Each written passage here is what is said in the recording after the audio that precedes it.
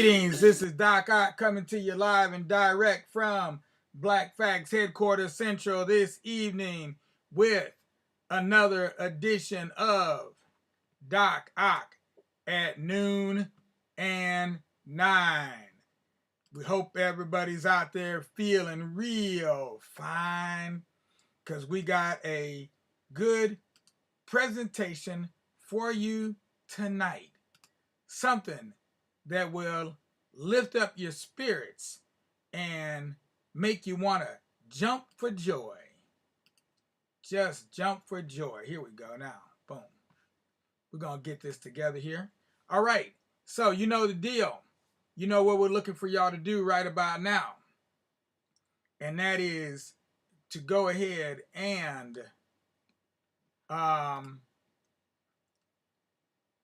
give us a like if you're looking at us on Facebook. Give us a thumbs up if you're watching on YouTube, and then go ahead and spread the word far and wide to your friends, your family, and relatives as well about what we do here at Black Facts Headquarters Central. Now, tonight, this month, we're featuring stories related to Juneteenth. So we're going to be telling a lot of stories about Juneteenth and people who have made a difference in the lives of Black people, not just in the USA, but all over the world. And tonight, we're going to be featuring the story of Miss Althea Gibson, who is one of the most dynamic and hard-hitting individuals that's ever come out of the Black community. And I just hope I can get these images to come up here the way I would like. They seem to be giving me a little bit of difficulty with our slideshow today. Let me see if I can get this to work out properly. Now see, it works good there, so it should work over here. Let's see if it does. Boom. There. But it keeps going back to that. I don't understand why it does that. That's strange. Okay. So I'll just have to fix it. All right, now that I got that fixed, now it looks like we're all up in the mix and we're ready to go. So let's go ahead and get on with the getting on, see if we can get this show on the road here. Our proverb for tonight is, let's see what we've got as a proverb for tonight. Okay.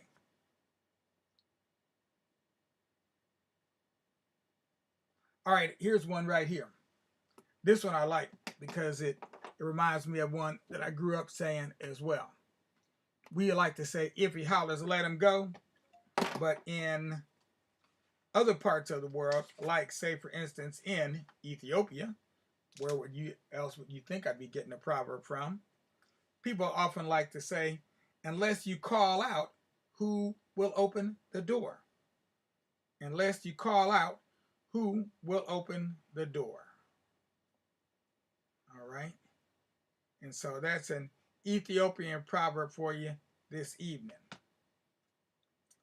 Now, moving on to our story. Now, you know, I always like to read stories by the person themselves. So for noon, right now, we're going to be reading the story of Winnie Mandela.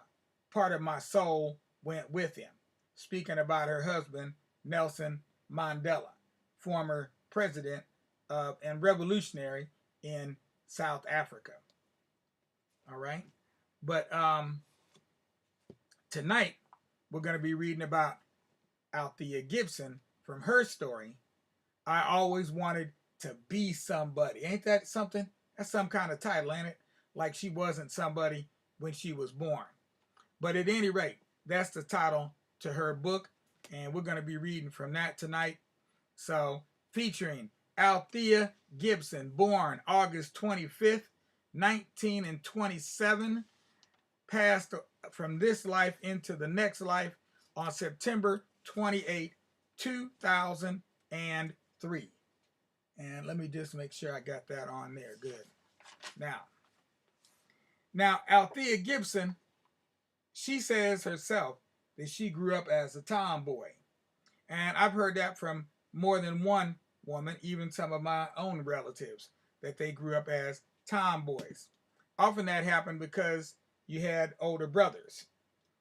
In Althea's case, in this instance, that wasn't true of Althea, but she had a dad, and her dad wanted to make sure that Althea could take care of herself. So at first he thought he might be able to turn her into a boxing champion. And when that didn't pan out, then because they made female boxing illegal at that time, then he just decided to just keep on teaching her how to box just in order to defend herself, because they lived in New York City. And New York is a hard nut to crack. So that's the long and the short of it. Let's go ahead and get into it. The name of this chapter, chapter number 1 in the book of Althea. I always wanted to be somebody. I guess that's why I kept running away from home when I was a child. Even though I took some terrible whippings for it. That's why I took to tennis right away and kept working at it. Even though I was the wildest tomboy you ever saw, and my strong likings were a mile away from what the tennis people wanted me to do. That's why I've been willing to live like a gypsy all these years, always being a guest in other people's houses and doing things the way they said. Even though what I've always wanted is a place of my own with nobody to answer to but myself. That's why, even since I was a wild, stubborn girl in my teens, I've worshipped Sugar Ray Robinson.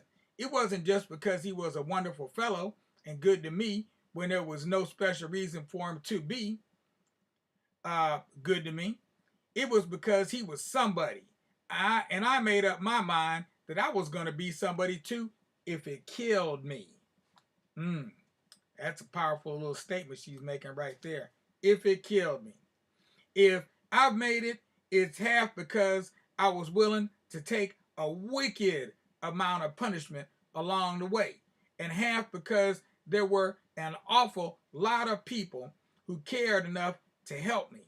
Not many people knew the real story of my life before I got into the newspapers. I'm going to try to put it all down here, just the way I lived it and just the way I remembered it. I never said, and just the way I remember it. If you get to thinking it wasn't all pretty, remember, I never said it was. They tell me I was born on August 25, 1927, in a small town in South Carolina called Silver. I don't remember anything about South Carolina. All I remember is New York City. But my daddy talks about it a lot. He describes it as a 3-store town, meaning it wasn't as small as towns that only have one store for all the people. But it wasn't very big either. My father Daniel and my mother Annie both lived in Silver. Daddy tells everybody while we were courting, I used to walk a mile over the bridge to see her once a week. Every Sunday night I went. And if you ask him how come he went to see Mom only once a week, he laughs and says, very simple, because that's all her people would allow it. That's why. After they got married, my mother and father lived in a little cabin on a cotton farm. Daddy was helping one of my uncles sharecrop cotton and corn, and there was plenty of hard work to go around. Daddy is a very strong man, and Mom is a strong woman. They had no trouble doing the job. Mom is the first one to say that she was no delicate flower in those days. She used to love to ride. And because there wasn't much chance of her going to a riding stable, she used to ride not only horses, but cows, hogs, and everything. Sure, she told me once, I'd jump on that cow or that hog just like it was a horse. I believe I really could do some of that right now. I believe she could too. She looks 10 years younger than she is, and she's in shape. I was no weakling myself when I was born. I was the first child in the family, and I weighed a solid 8 pounds. You were what you call a big fat one, Mom says. It's too bad I wasn't big enough to be of some help on the farm. They could have used me. Daddy and my uncle only had 5 acres of land, and they never had a chance of making out. Even if things had gone well, they couldn't have put anything by. But when bad weather ruined the crops 3 years in a row, they were in bad shape. I worked 3 years for nothing, Daddy says. That third year, all I got out of it was a bale and a half of cotton. Cotton was selling for $50 a bale then, so I made $75 for a year's work. I had to get out of there, and when Mom's sister, Sally Washington, came down from New York for their sister Blanche's funeral, I made up my mind it was time to leave.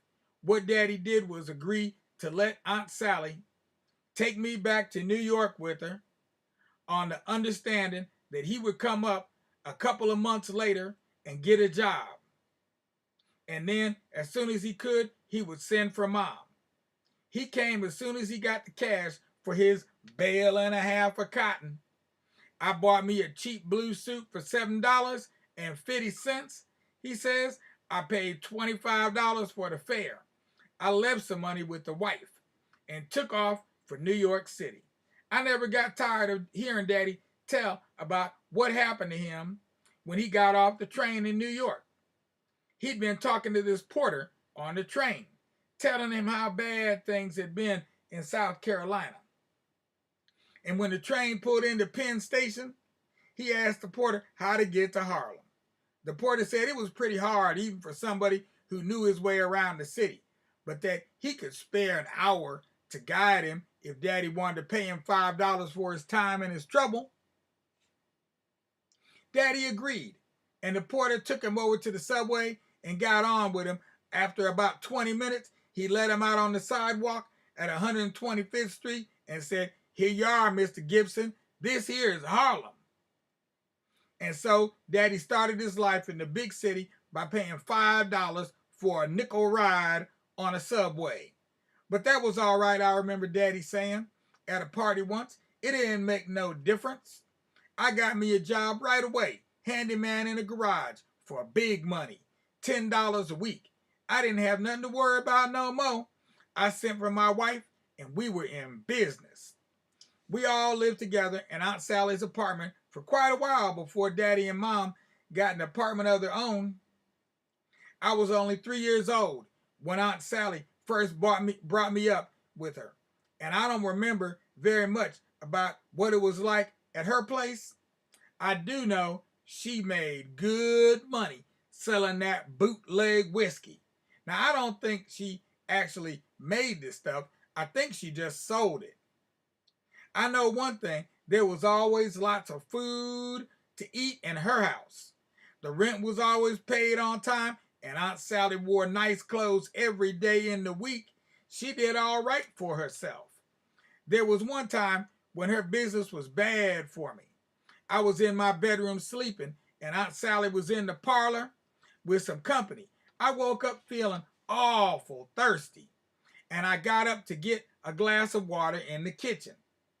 I noticed a big jug on the kitchen table, and it looked good. So, without even thinking twice, I grabbed it and turned it up. The next thing I can remember is Aunt Sally holding me down in the bed while the doctor pumped my stomach out. According to Daddy, that was far from the last time in my kid days that I put away a lot of whiskey. Some of my uncles and some of the other men who came to see Aunt Sally used to take me out with them for the afternoon, and naturally, they would always end up drinking whiskey So would I. They gave it to me in a water glass and without any water in it either.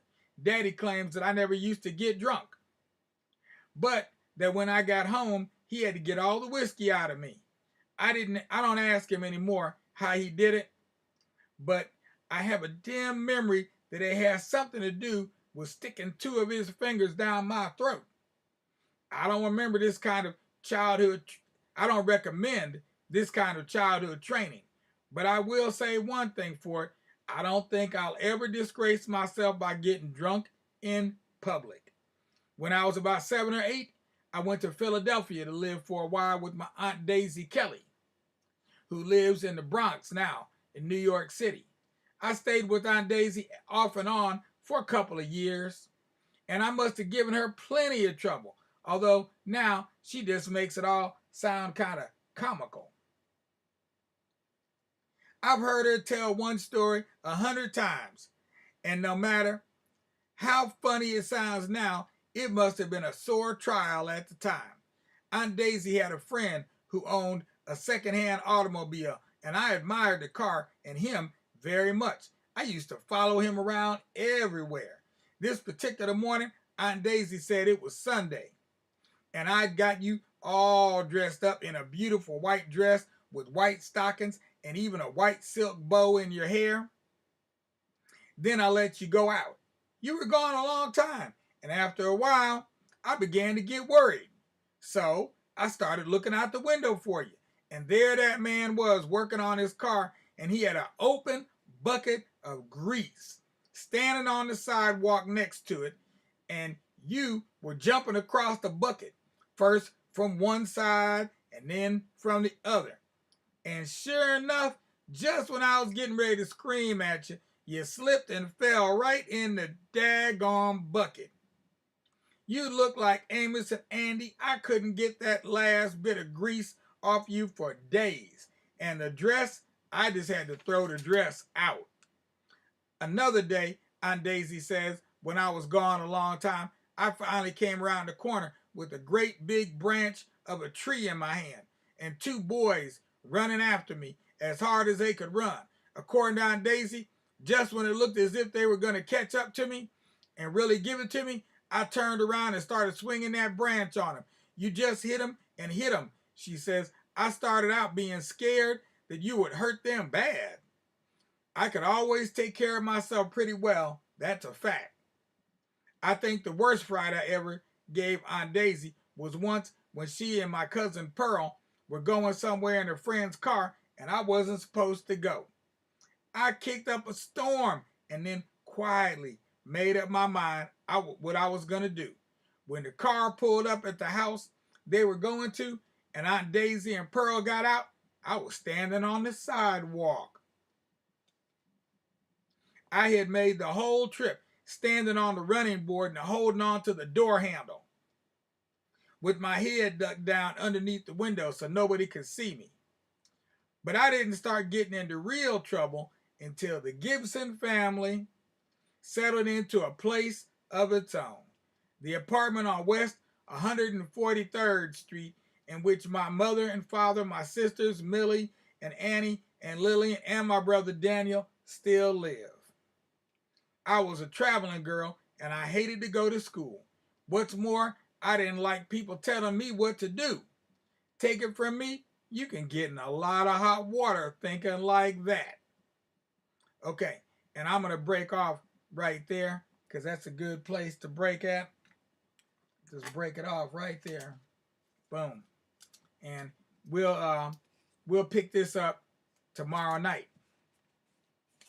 All right? Tomorrow night we'll pick up from where we left off there, reading about the story of Althea Gibson.